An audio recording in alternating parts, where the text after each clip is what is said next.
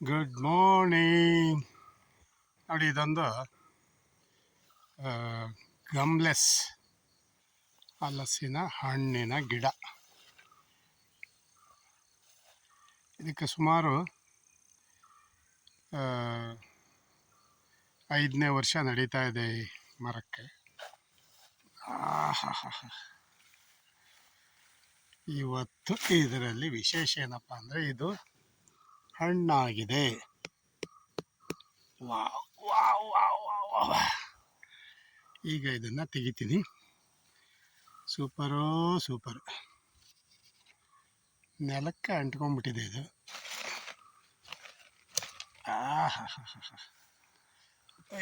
ಶಬಾಷ್, ಸಖತ್ತಾಗಿದೆ size. Gumless variety. Okay, bye ಬಾಯ್.